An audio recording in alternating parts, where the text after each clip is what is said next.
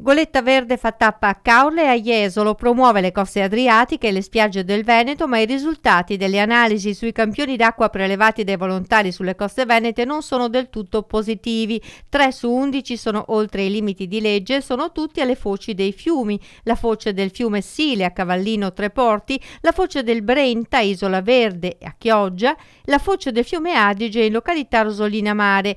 Dal 19 al 26 luglio il veliero, battente bandiera giallo-verde, ha campionato 8 foci. Preoccupa in particolare la situazione di Rosolina, classificata quest'ultima come fortemente inquinata. Secondo il portale Acque realizzato dal Ministero della Salute, quel tratto ha una qualità delle acque appena sufficiente, a dimostrazione che delle criticità sono già risapute. Sono invece risultate entro i limiti di legge la foce del Po di Maistra a Boccasette e la spiaggia a destra della foce del Po di Portotolle in località Barricata.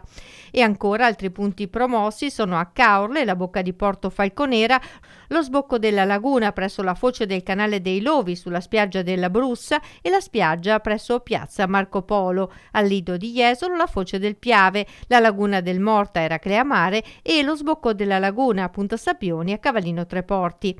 La situazione generale delle acque in Veneto è complessivamente positiva, ma come sempre le foci dei fiumi rappresentano punti critici del sistema depurativo, commenta Maurizio Billotto, vicepresidente di Legambiente Veneto. Dobbiamo lavorare per raggiungere gli standard che impone la Commissione europea. La foce del Sile, continua, risulta ancora fuori dai limiti di legge e questo dato costantemente negativo dimostra che si deve ancora lavorare sulla depurazione. Altro dato che allarma è quello sull'erosione costiera, costantemente peggiorata dall'inizio degli anni 2000, nonostante i numerosi interventi che si sono susseguiti sia per opere rigide che per i ripascimenti continui delle spiagge.